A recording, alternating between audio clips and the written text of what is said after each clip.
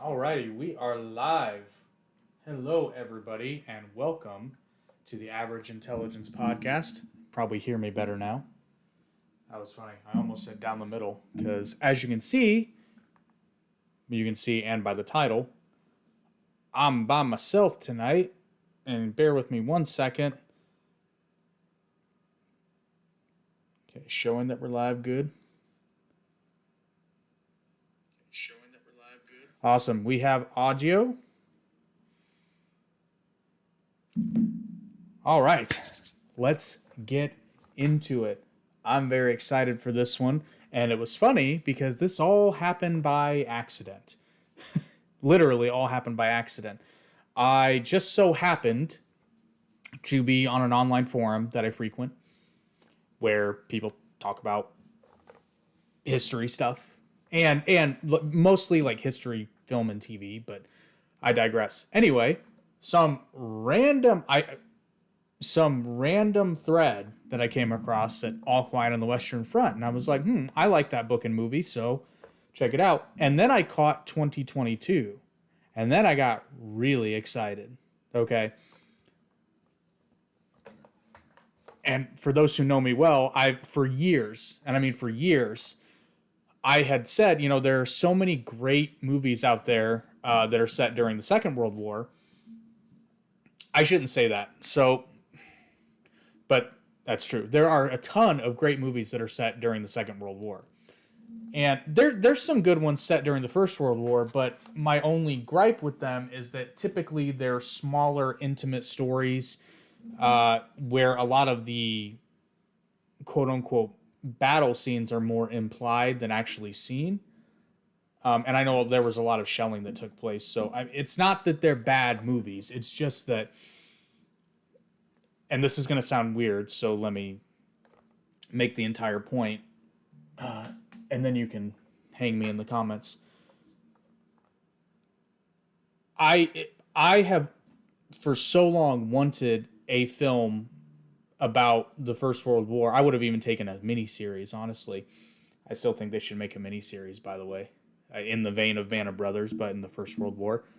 And I'm sure they're out there. I just haven't come across them yet. Not one that I would consider exceptionally good. There was one I started to watch on Netflix, but I think and I can't remember what it was called, but I think they took it off because I had only gotten about 3 episodes in and I was liking it so far, but it was kind of a drama documentary hybrid sort of thing, so it was kind of hard to follow at first, but I digress.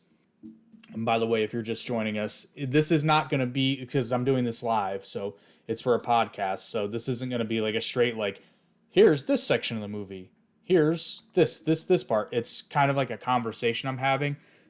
So anybody who is watching, and I know this is a live stream now, but if you're watching this after the fact, please join the conversation in the comments. I'll be especially watching this one because I want to respond to any and all comments made.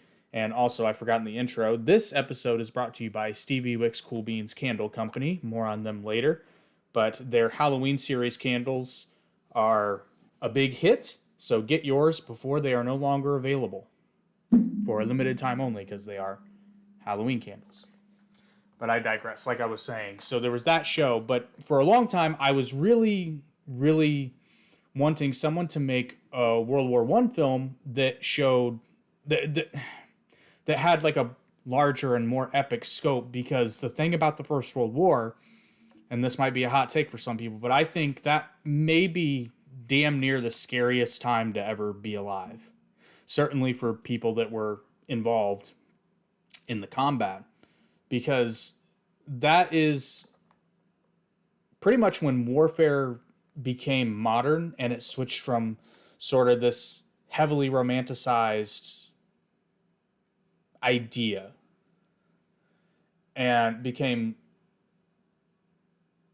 quite literally became, World War I was a human slaughter.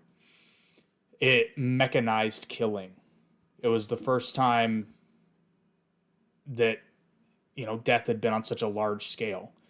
I can understand why some people who were around at the time might have thought that they were literally in the end times. I get it. And I hadn't come across a movie that really captured that. It's not that I want there to be gratuitous violence. It's just that it drives the point home in this case. And I've said before on the podcast, I don't enjoy violence for violence sake. In fact, usually when something is violent or gory or even sexual for just the sake of it, for shock value, I tend to not like those things. But there are times in movies where it's necessary to drive the point home, and World War I is certainly a setting where that would be the case. And 1917 came out, and oh my god, 1917 is still to this day one of my favorite movies, but it didn't really show I shouldn't say proper. It didn't really show a real battle sequence. At the end, spoiler alert, at the end, Schofield, at least I think it's Schofield. Yeah, Schofield is the almost major spoiler there. But he charges out as the first wave is going over the top, but the battle is called off, and you don't actually see the combat. You see some shelling, but you don't see combat. Anyway, fantastic movie. Love it, and probably one of the best, certainly one of the best war films I've ever come across. Best period, history, war, whatever subgenre you want to pick. One of the best movies I've really ever seen. Still one of my favorites. But that was the only thing I felt like it was lacking. And then on a separate note, the combat sequences in movies like Hacksaw Ridge, and then obviously the opening scene of Saving Private Ryan. I touch on this a little bit more on the Arte Media channel. The video I did, 5 Things You Probably Didn't Know About D-Day, I referenced Saving Private Ryan in there. But those combat scenes really take the audience and put them in and show you just the absolute carnage that it was. And that's valuable for stories like this, because it's one thing to just say like, oh, there was a battle. And then even older films, you see people, quote unquote, get shot or get injured, and you don't really see it. They just kind of fall down, which is the case of the 1930 All Quiet on the Western Front, which I get it. Excuse me. There were limits on technology at the time. So, don't get me wrong, for 1930, it was phenomenal.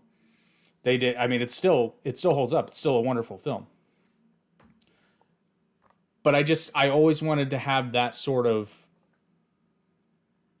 combat sequences that we can do nowadays very well. And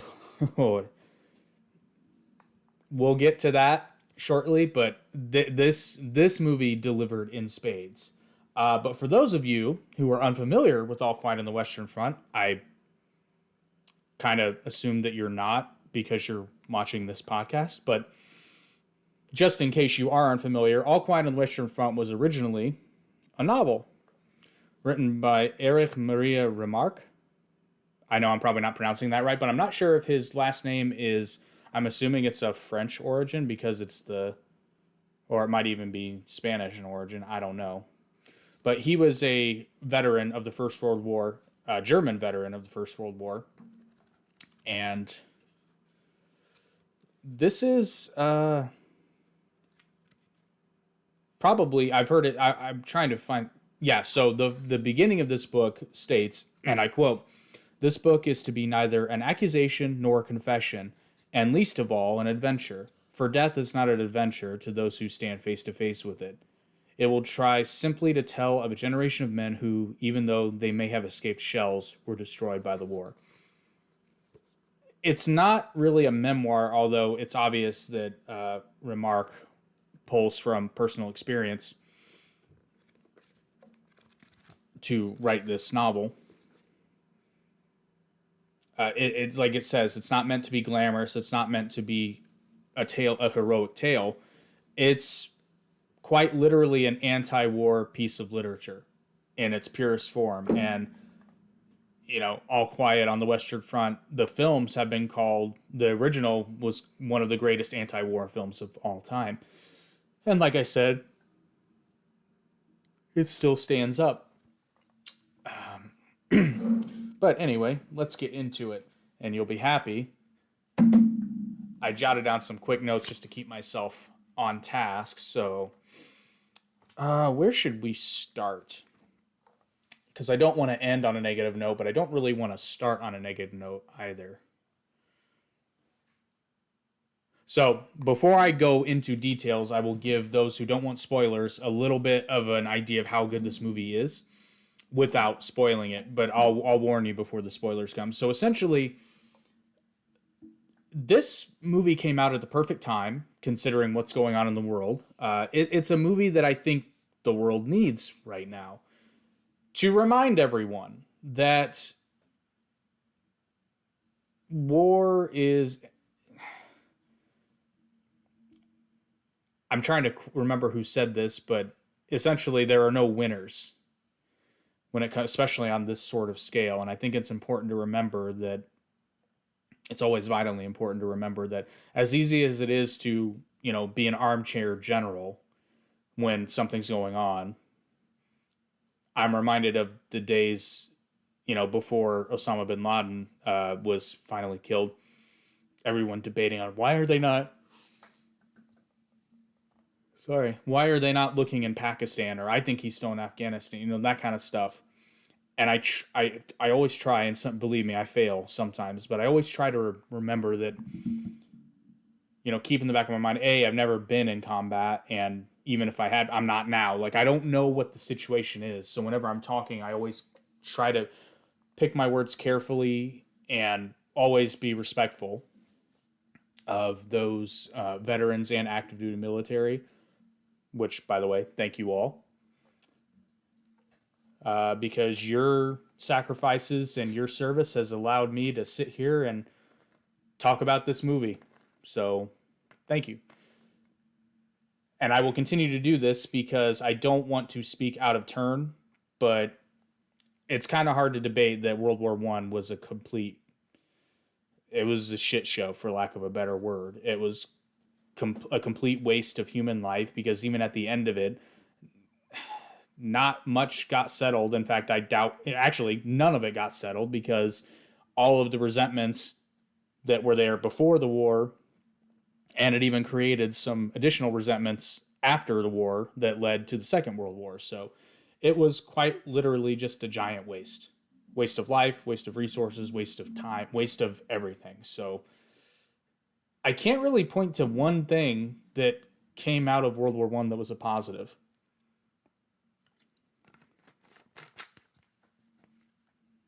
And this movie perfectly encapsulates that.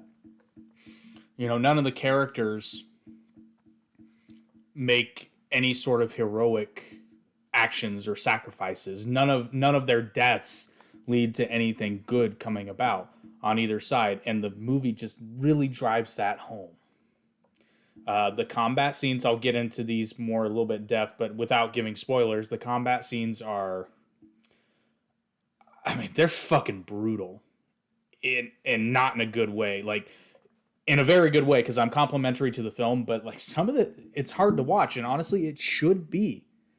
It's very graphic, not in a way that I would say is overly gratuitous, but at the same time, like I said, it really drives it home how just awful this must have been.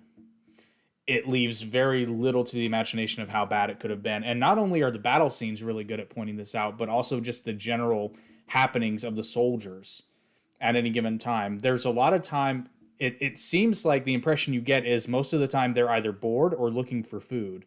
And from many of the accounts that I've read, when they weren't fighting, that was essentially how they occupied themselves. Also, the movie does a really, really good job of showing just how filthy, just how absolutely disgustingly filthy it all is. It does a fantastic job of that.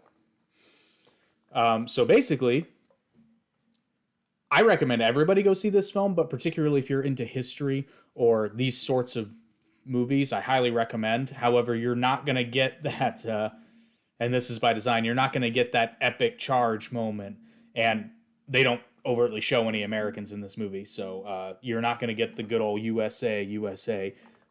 In fact, I don't recall any combat scenes that don't. I think all the combat scenes involve the German and the French armies. Pretty sure. I saw it a couple days ago, but anyway.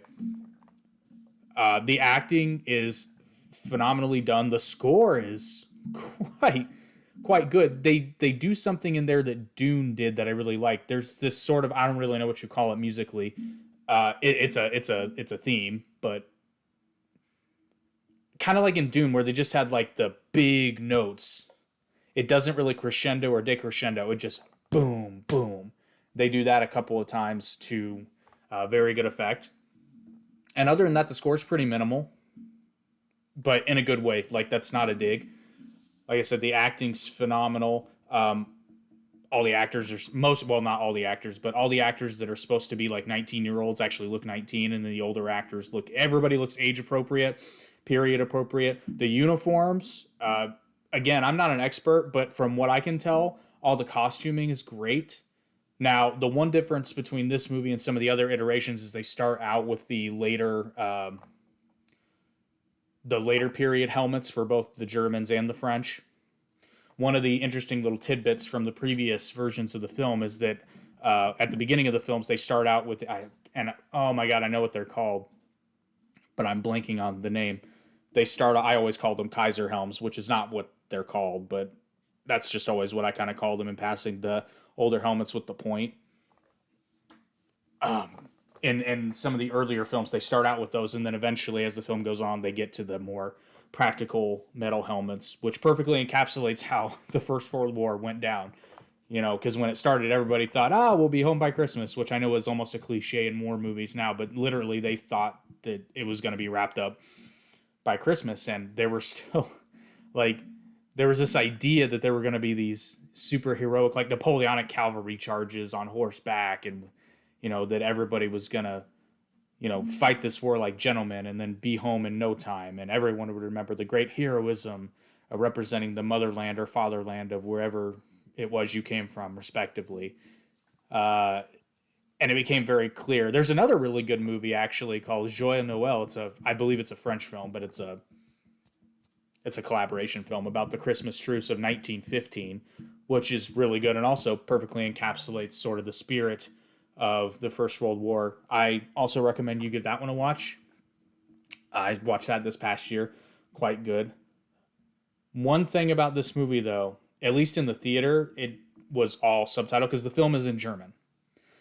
And it's actually the first version of All Quiet on the Western Front that's not in English, because the other ones were American productions, or I'm pretty sure they were American productions. They might have been British productions, but they were in English regardless.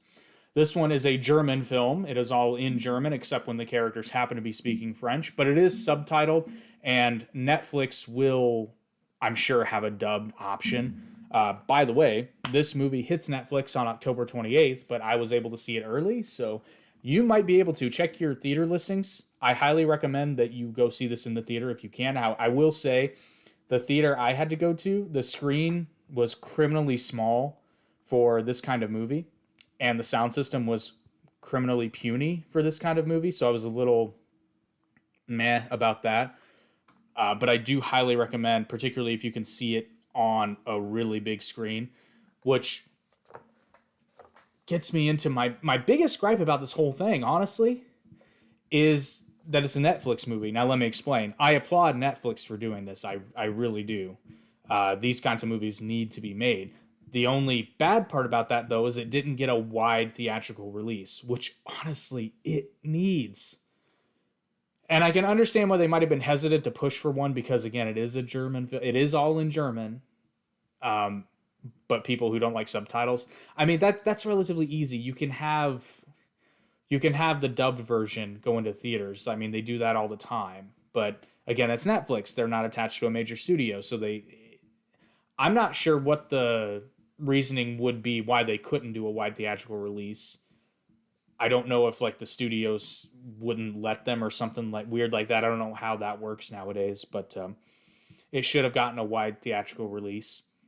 It's also kind of a shame that as far as I know, I won't be able to buy a physical copy of this movie, just in case I ever did cancel my Netflix subscription. But who knows? Maybe.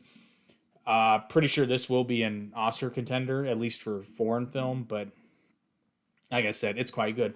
Okay, so if you haven't seen the movie yet and don't want any spoilers at all, now is the time to click away and then come back later. But let's get into it. First thing I've got is there are some, and I'm going to preface with, this is neither good nor bad. These are just things that I noticed. One of the things they said about this movie is that it wasn't a remake per se. This is another adaptation of the novel. Now, I could have sworn that somebody claimed that it was more faithful, and not really in terms of details of what happens. I think it's very faithful in terms of the spirit. Like, it's very authentic to the novel. But there are some major differences, which, again, aren't necessarily bad. They're just things I noticed. One of the differences is we don't see Bane going blind and then getting killed out in the field. Now, some of these changes they make, they sort of allude to them, but they don't overtly show them. Like, there is one moment where, and I forget his name, one of Paul's friends has glasses. And while we don't see him die, Paul comes across his body. But yeah, we don't see Bem, sorry. We don't see Bem get killed, which I thought was, I hate to say it was a letdown, but to me, it's a scene that should have been in the movie because it's one of those key moments in All Quiet on the Western Front that I think has a lot of impact. We don't get to see that. There is also they don't have the scene where everybody goes to see Franz in the hospital.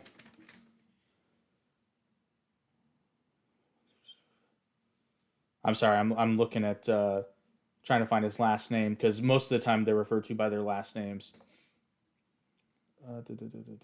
Kemerick. So when they don't visit Kemerick in the hospital, and then they have the whole moment where Kemerick gets his leg amputated, doesn't know it yet, and then he finds out because he has pain in his foot that is no longer there. And they don't have the scene where basically they're saying like, well, hey, you've got some really nice boots, and obviously you're not going to need them anymore. And let's see who asked for that. That was Mueller. Basically says like, you're not going to need these boots anymore.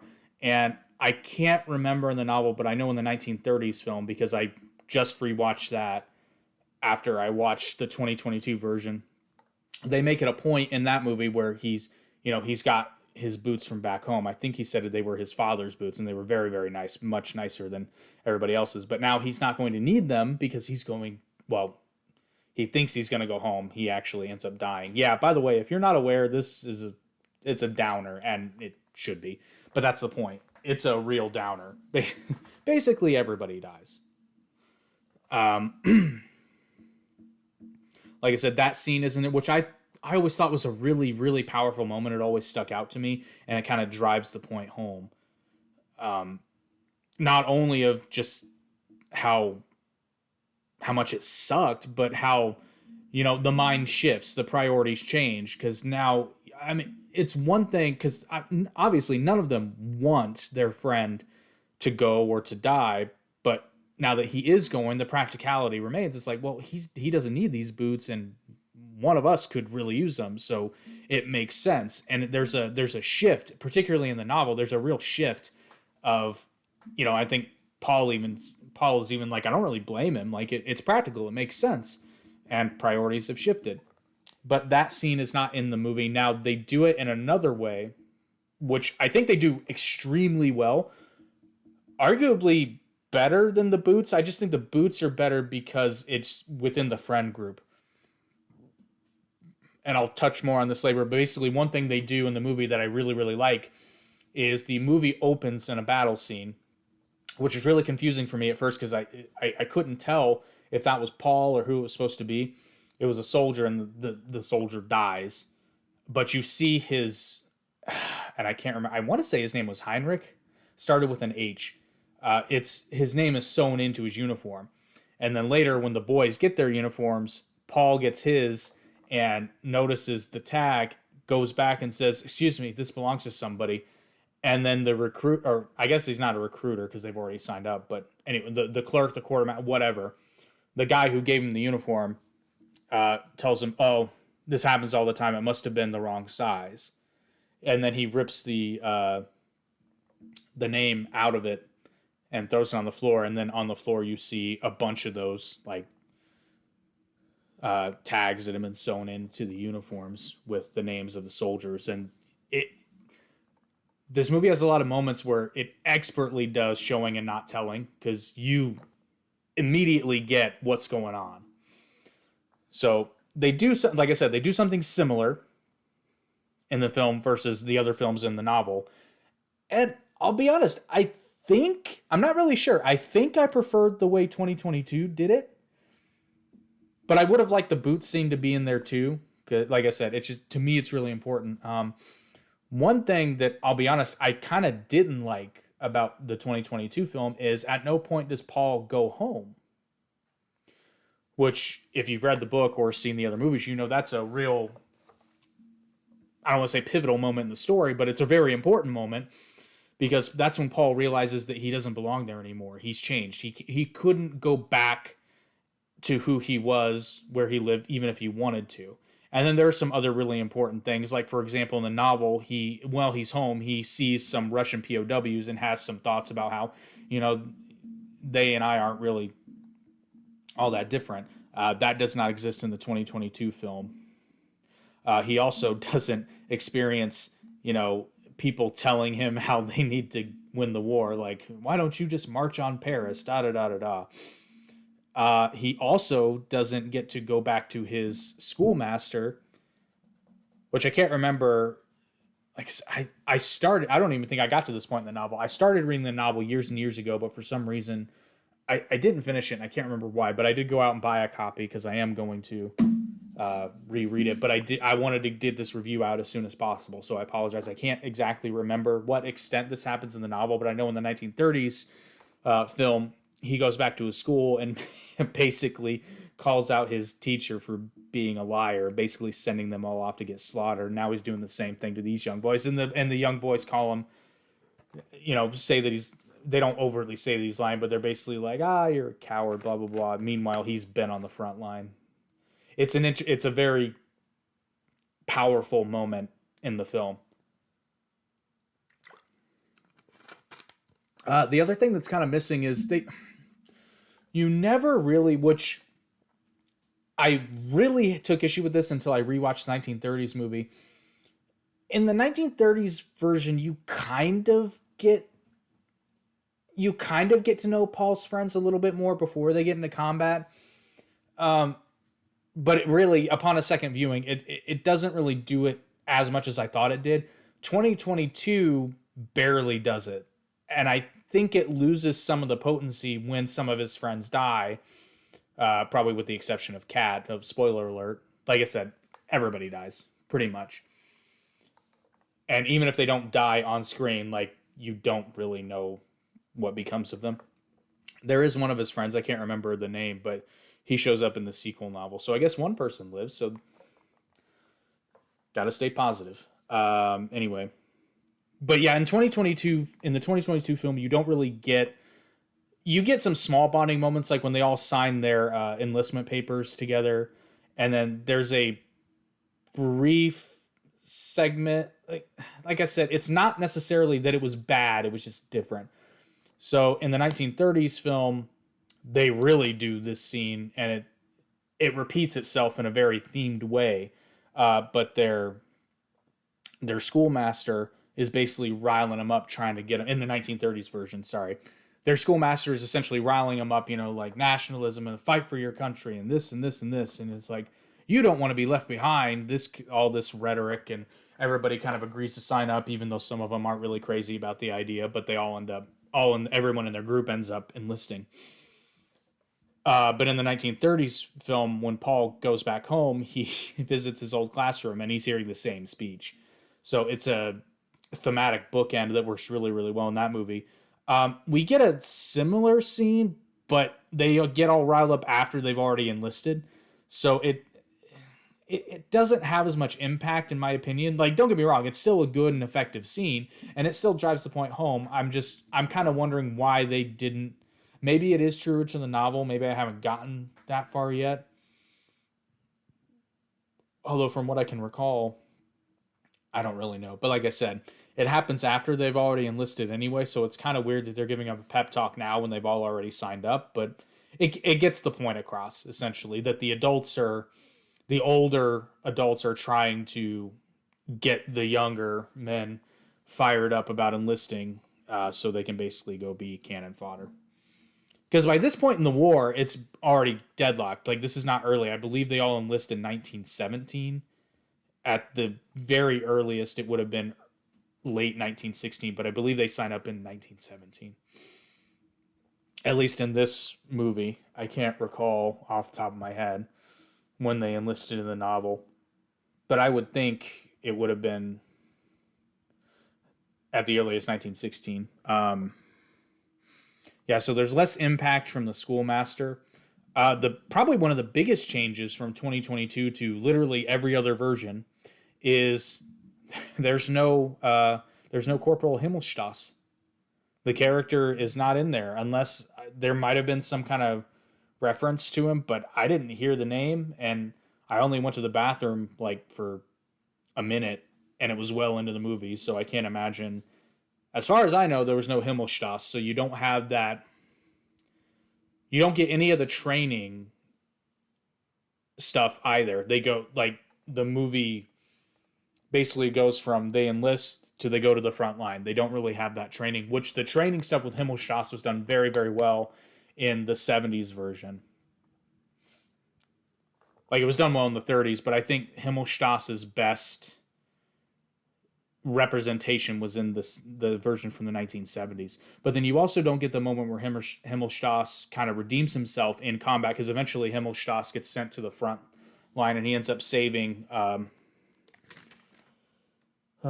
He saves one of Paul's, or he tries to save one of Paul's friends, but I believe he dies anyway.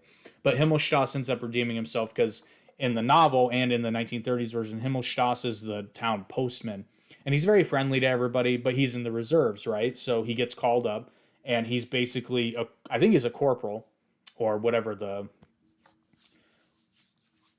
early 1900s German equivalent of a corporal would have been. But he turns into a real hard ass, and they retaliate a little bit. They end up embarrassing him a bit, the recruits do. But then they go to the front, and they don't see him for a while. But then eventually Himmelstoss comes to the front and tries to basically lord over them again, and they're like, fuck you. We're not going to take your shit. But yeah, no Himmelstoss, which that was a little disappointing because I always kind of liked that arc of the story. Sorry about that. Another thing that when I was watching the movie, I was really not annoyed, but I really noticed it. However, upon some further reflection, it's not as big of a deal. There's a scene in every version where it's during a battle, Paul ends up falling into a crater, and a French soldier comes down there, tries to kill him. Paul ends up stabbing him repeatedly, and he eventually kills him, but he doesn't die instantly. And Paul can't get out of the crater because there's still the battle going on. So he basically, and he goes back and forth because the French soldier didn't die instantly, and then Paul realizes what he's done and then tries to help him, but he's too far gone. But he's dying, but he doesn't die for a while. And I believe in the novel it's stated that it was a long time, and in the 1930s version it's implied that he's there for a very long time because Paul is going back and forth. And at one point he even says, in the 1930s version, he even says like I can take all this other noise, but I just like stop it, because the poor dying French soldier is wheezing and labored breathing.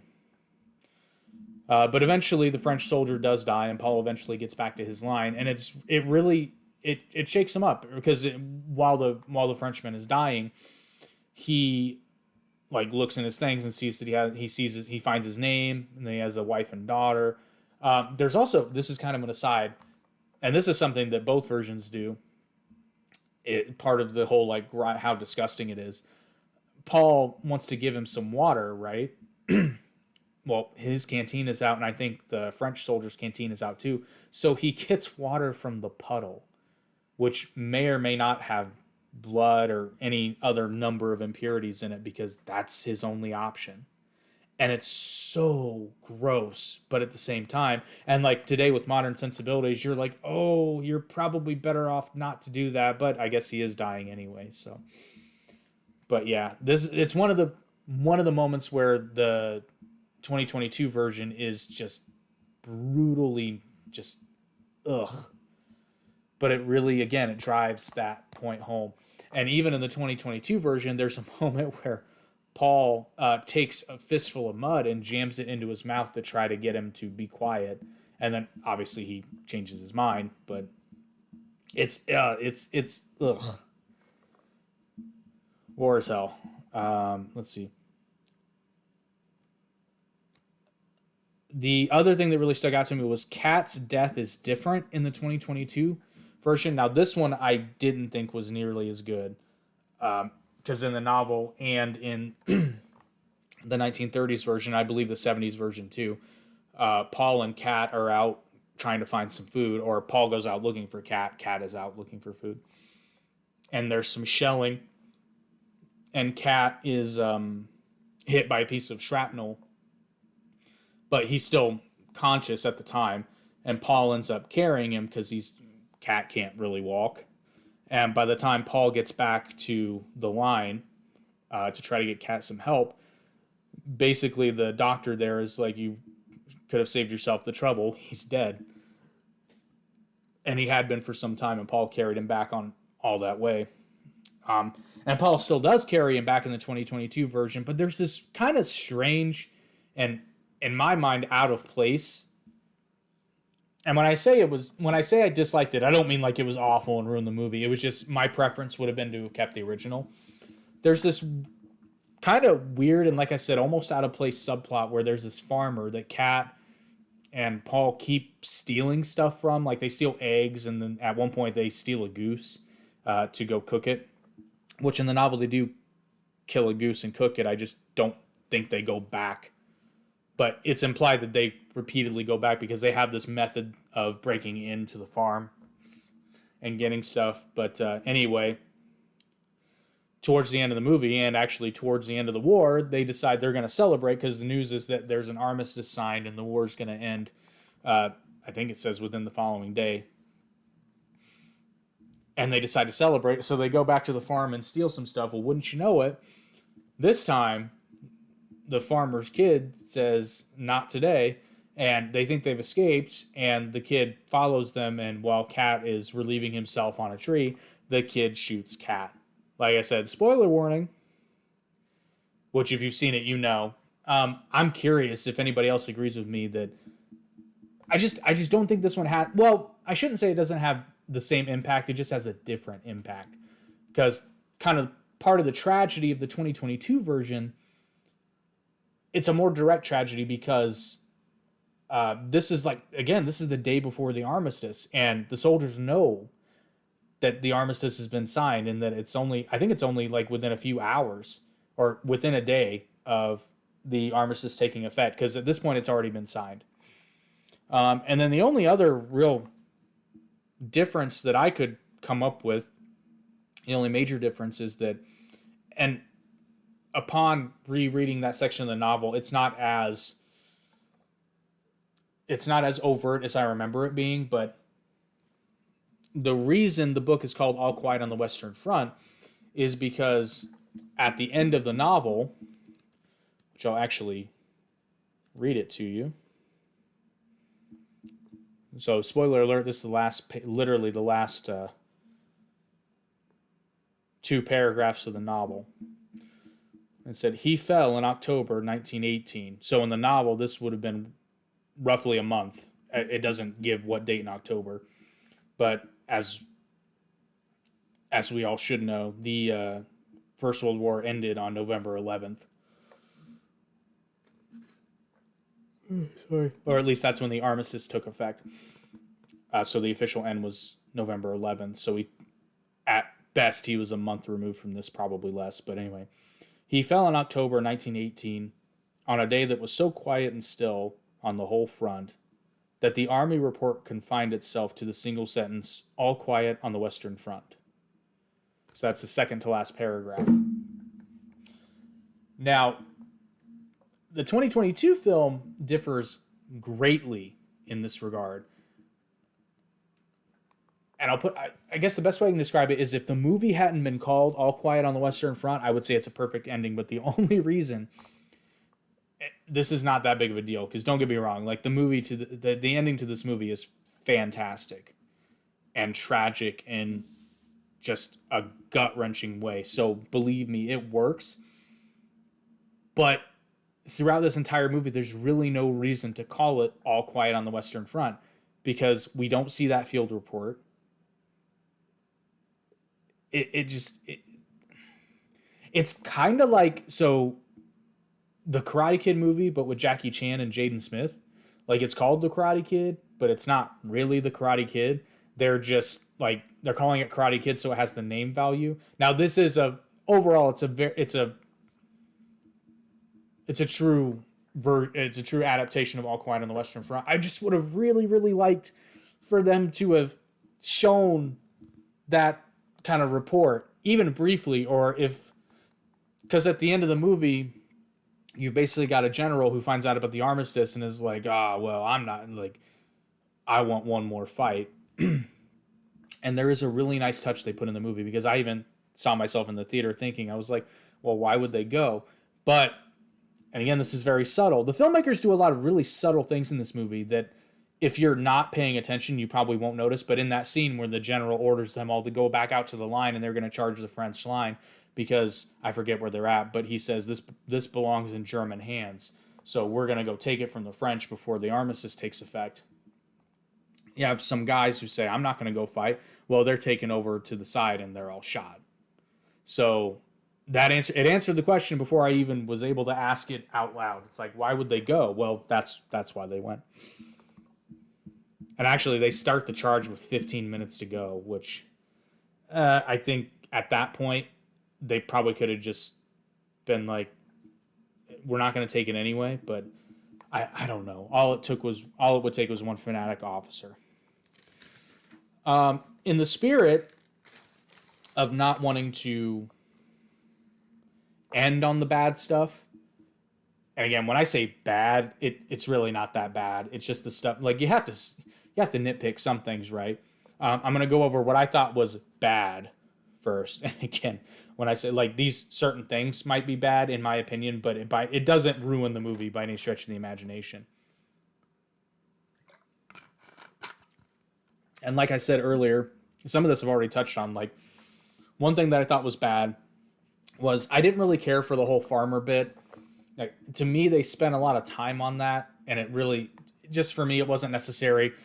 I thought that Kat's death carried more weight in the other versions when he was killed by the shrapnel of the shelling, because it was directly from the war. Like, this was a civilian who ended up killing him, which, yes, it was a French civilian.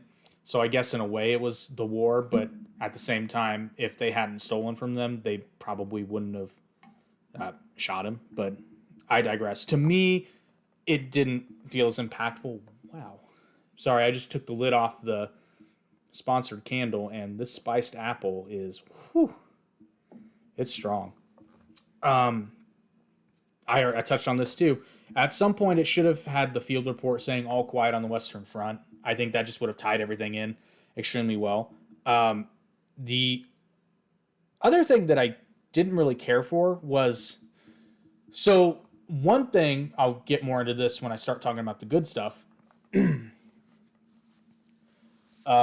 was this, and this was a new element, which I really, really liked, because again, it juxtaposed. In all the other versions, you were pretty much always with the soldiers, except when Paul went home.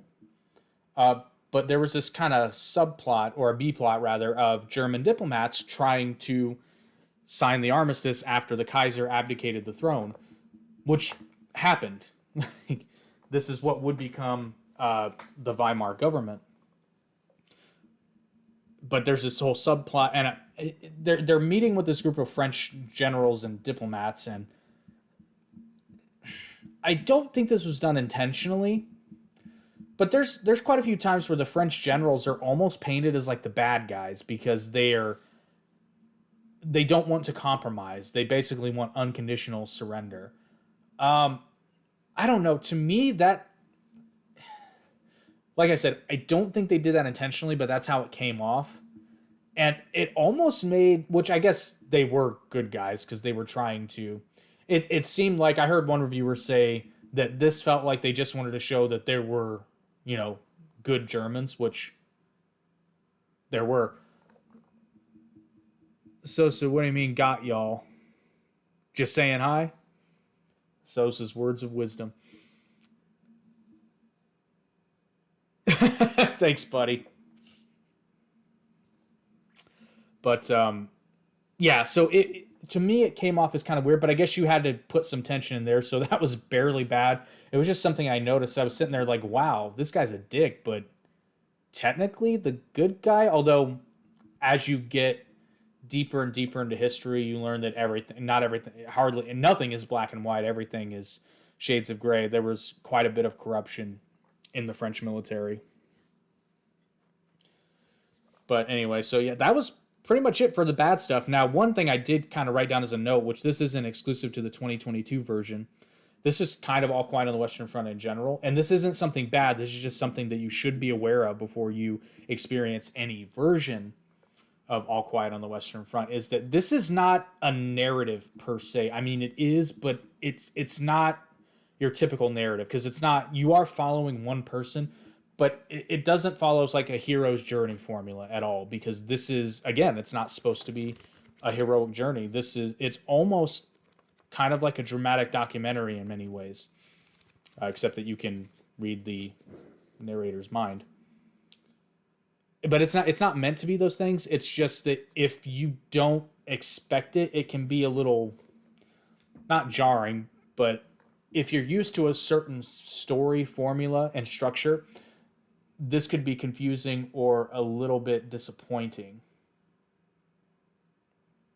in some ways, but I digress. So that was really it for the stuff that you could consider bad. Giving a brief moment here. I had an allegedly issue with the internet, but I'm not sure if it's the internet or my phone. So I'm just going to check real quick. Okay, nope, we're good. Must have just been the phone. So I keep the phone out to watch for the comments and to just make sure the stream's working good. Anyway, as we established at the top of the show, this episode is brought to you by Stevie Wicks Cool Beans Candle Company, specifically for the month of October, their spooky Halloween-themed candles. This particular one was actually spiced apple, which is a nice fall scent. Little pumpkin scent-boosting tart in the center. They have 4 colored Halloween-themed candles. They've got black, orange, green, and purple, each with a different colored Halloween-themed tart to give you that boost of scent right when you light the candle. They also have the Witch's Brew candle, which is a cool little number. And they have the Bleeding Monster candle. And with the exception of the Witch's Brew candle, you can choose from 8 different Halloween-themed scents. The Witch's Brew candle is obviously Witch's Brew. No options on that. That wouldn't have been as fun. But these are available for a limited time only. Get them at steviewicks.com. That's STEVIEWIX.com. These are seriously the greatest candles you will ever buy. And their standard candles are phenomenal too. They're all made the same way. The Halloween ones are just colored. And then keep an eye out, because after Halloween, the Christmas candles will be coming soon. So keep an eye out for those. But get yours at Stevie Wicks today and thank them for supporting the podcast. Now, let's get into the good stuff. And I do just want to say, this movie is phenomenally well made. Like I said, it's beautifully shot. The acting is top notch. The score's great, even though it is minimalistic. It works very well. Like I said, I can't say enough about these battle scenes, guys. This is the movie that I've been literally waiting for my whole life. It's not glorious, and it's not bloody for the sake of being bloody. I would say it's appropriately bloody, which means it's very violent, it's very bloody. It also so I've brought this up on this very podcast before, and I say it all the time over the years. Like, to me, one of the scariest things ever would have been being a soldier in the First World War and seeing a tank for the first time. And wouldn't you know it, they do that. Which they don't say it was the first time, but it sure looks like they're seeing it for the first time. Being someone who's been close to, obviously the tank's not coming at me in an adversarial fashion, but I can't even imagine how scary that would be. But they do a great job driving that home. Like, that battle sequence where they have the tanks might be one of the best battle sequences I've ever seen on film. It is so well done. Like, bravo. And then they also have, as if the tanks weren't bad enough, they have French units come up with flamethrowers. So yeah, it's not fun. One of the, I don't want to say it's a highlight, but one of the moments that really sticks out in that battle sequence is Paul watches one of his friends try to surrender and is summarily set on fire and basically just left there to die. And I think somebody does shoot him, but a mercy killing if ever there was one. And the horrible part is he's right next to a puddle, which I don't think he would have been able to put it out anyway. But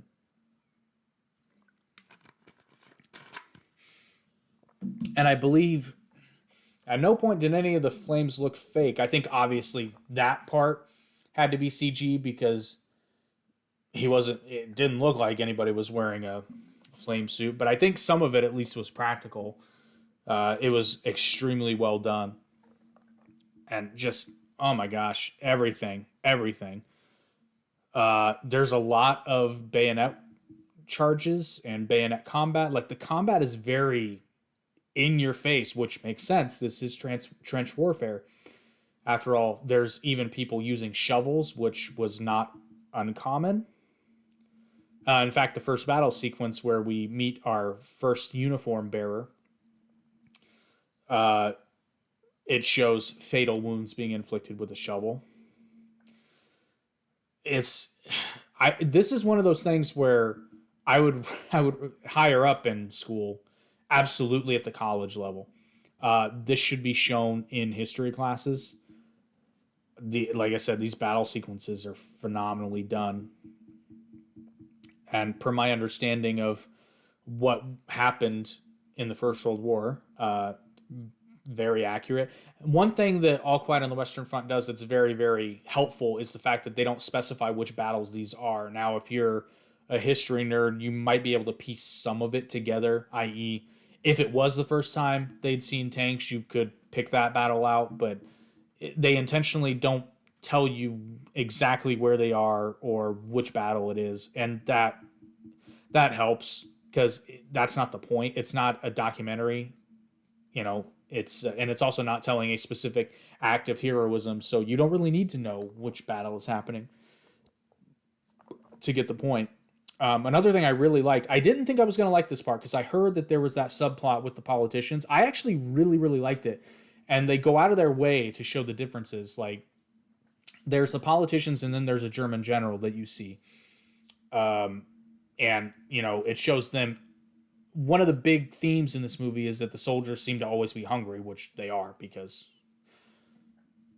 they're hungry. That's all you need to know. They spend a lot of time looking for food.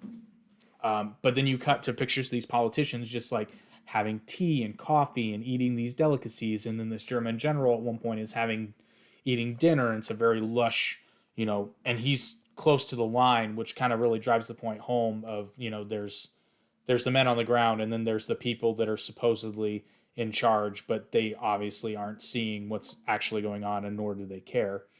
Because if this general did care, he wouldn't have sent them all out on the day of the armistice to potentially go out and die. But that juxtaposition is really, really good narratively and just driving it home. like I stated at the beginning, one of the things I really liked is the fact that the film is in German. And while I'm not fluent in German, what I do understand, because occasionally when you have a foreign film that's subtitled, sometimes the subtitles don't actually match up all that well to what they're saying. But from what I heard, and again, if you're fluent in German, correct me if I'm wrong, but the subtitle translation was pretty spot on. So there are two moments that kind of bookend narratively, similar to how the novel and the 1930s film do it with the schoolmaster. There are two things that this movie does exceptionally well. I've already touched on. One is the uniform thing, where the opening battle scene, we see this. I'm just going to call him Heinrich. I think his name was Heinrich, but anyway, Heinrich dies. You see his name sewn into his uniform. That uniform was given to Paul, and they actually do this whole sequence of the uniforms being taken off the battlefield and washed and repaired and then repackaged to be given. Like it's you know what's going on, and you really feel for the new recruits, because you know where it came from as the viewer, but they have no idea. And it's just and you got to think this is somebody's job. It's just it tears at your heartstrings in a really, because you know what's coming. Because in a way you've already seen it. And I would say if this movie had only one theme, it was that it's a conveyor belt. And this is also reinforced by the second book, in which I think this was, narratively speaking, this is genius. So after a battle where they've had really heavy shelling, I guess, what do you call it? They're in a oh my god, I'm drawing a complete blank on what they call them in the trench. I don't know. They're in a dugout in the trench essentially, and a shell causes it to collapse and fall down. And Paul is trapped underneath, but he's eventually dug out.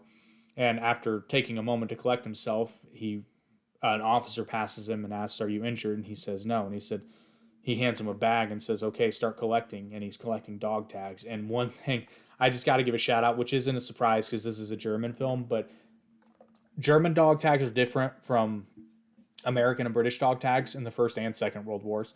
But they got them right, because the way the German ones work is it's not serrated. It's made to bend. So basically you take half. But anyway, so he's collecting dog tags fairly early in the film. And then at the end, the last battle sequence, where, spoiler alert, Paul eventually dies, there's a young soldier who it's implied that he's a recruit and hasn't seen combat yet. He's obviously pretty shaken up, but Paul kind of pats, saying without saying, like, "Stick with me, kid, you'll be okay." And then after that battle, the officer comes up to the kid, and very, very genius, because they give the kid bright red hair, right? So he sticks out. It's very easy to spot. Same thing happens. The kid's back there. He's not injured. Officer asks if he's okay. He says, "Yeah, start collecting," gives him the bag, and he's collecting dog tags, and then he comes across Paul. And that's the end of the movie, and it's done phenomenally. They add or at least as far as I know, they added this. There's kind of this moment where they're expecting a squad of cadets to show up to the front, and they don't know where they are. So they send out Paul. I think Kat goes with them, and then a couple of the other guys go out looking for them. They eventually find them in what looks like an abandoned munitions factory or stockhouse or something like that. The entire unit is dead because there was a gas attack, and they got their masks on, but they took them off too early. So that's a very visceral and disturbing image, but it very, very, very much works for the theme of this movie. Really drives it home. The other thing that, it's funny, I went back and forth on this one, but ultimately decided that I liked it because at the end of the day, this is a tragedy, and 2022 made it if you didn't think it was tragic enough, they made it even more so. Because it was bad enough in the novel and in the film that Paul dies in October of 1918, but in this one, he dies on November 11th at just before 11 o'clock, which, as again, we all know that's when the armistice took effect. Paul literally had less than 10 minutes and he would have been okay. Like, he would have lived. He wouldn't have been okay, but he would have lived.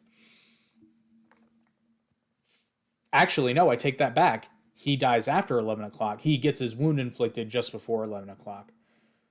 He does get to see the war end, though. Which, that's another thing that I really liked about the movie, which, as far as I understood, again, this happened. Of course, I don't think there were any charges done right before, but the way they do it in the movie is once 11 o'clock hits, the officers literally say, it's 11 o'clock, stop fighting. Right in the middle of trench warfare. And you see like French soldiers and German soldiers not fraternizing, but like they're standing right next to each other and not trying to kill each other.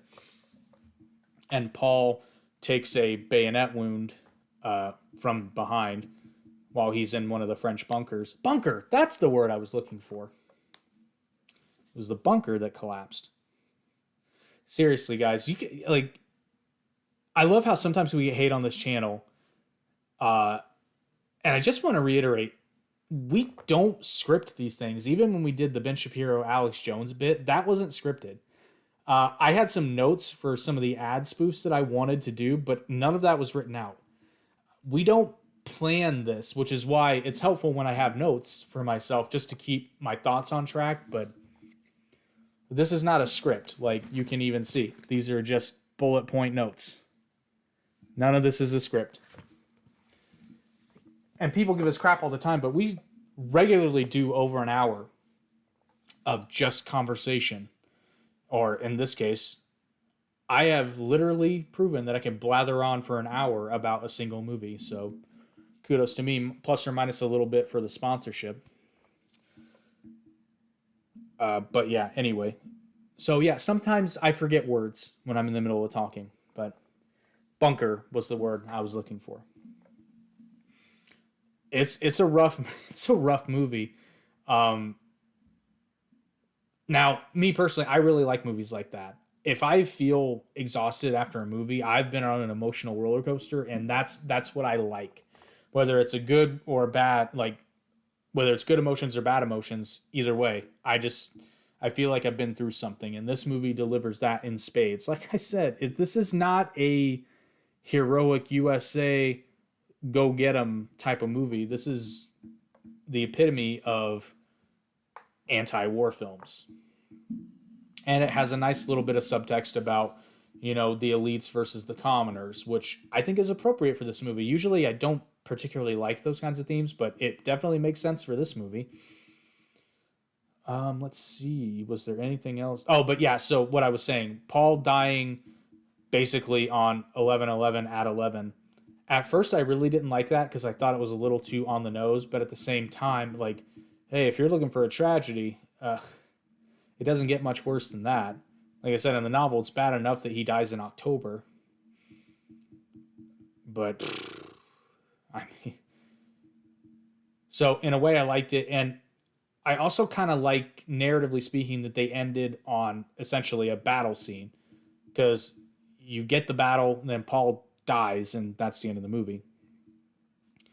And they could have done this in a way that came off as gratuitous. It could have easily devolved into that, but because they had the subplot with the general basically not accepting the armistice or saying that, we're going to get while the getting's good while we still can and not think about the lives of the other soldiers, the way they did it really drives home the tragedy part of it, and that's why, narratively speaking, I really liked that decision. So that went from something that I didn't care for too much to something that I really liked. In fact, I've been talking about this whole time, and I kind of want to go see it again in the theater.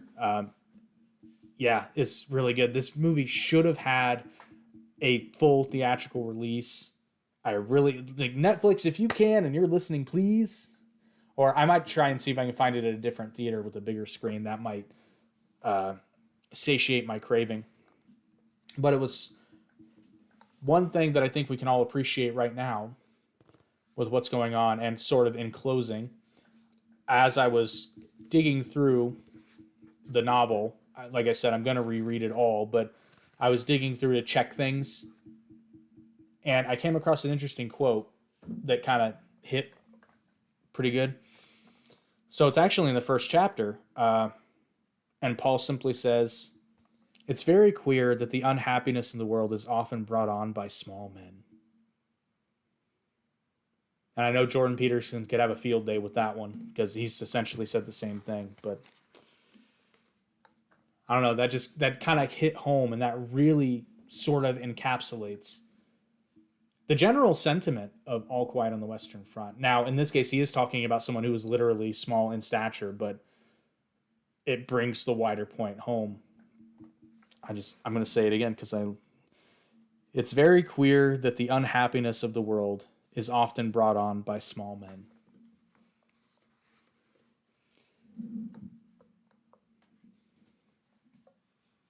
Very appropriate then and now, I believe. So in closing, especially if you like these kinds of movies, definitely give All Quiet on the Western Front. Well, watch all the versions, but we're talking about the 2022 version. And I looked up some reviews for this movie before I saw it, actually, and Roger Ebert gave it a 2 out of 4. I kind of see why he did, because like I said, this doesn't follow a typical narrative structure. Like, it's not a typical movie story. So I guess from a purely movie perspective, I could see where he gave it a 2, but I would honestly give it, overall, I'd give it a 3.5 out of 4. And I don't even mean 4 being perfect, because it's pretty damn good. Particularly if you're into this sort of if you're into these types of stories and these kind of movies. But again, this is one of those movies I would say you may not necessarily enjoy it, but I recommend everyone see it. I will not keep you any longer. Thank you for checking out this review. And as always, be sure to like, share, and subscribe. And follow the Average Intelligence Podcast on our other socials, which are, let's see, we're on Instagram. We are on, well, we're not really on TikTok, but the Arte Media is on TikTok, and we share clips of the various podcasts and then some TikTok-only content. There's even some Stevie Wicks stuff on there. And speaking of Stevie Wicks, again, check them out, steviewicks.com. There is a link in the description. I think it's towards the bottom, as well as our other proud sponsor, OMG CBD. And if you want to support the podcast even more, you can check out our official merchandise store, which there is a link in the description. And if you prefer to listen to these podcasts as opposed to watching them on YouTube, you can check out our audio streaming platforms on Audible, Amazon, Spotify, Google Podcasts, Apple Podcasts, Radio Now, Stitcher. There's always like some small, Anchor. You can directly at anchor.fm. You can listen to it. And actually now you can also listen to it on artemedia.org, which there is a link in the description for that too.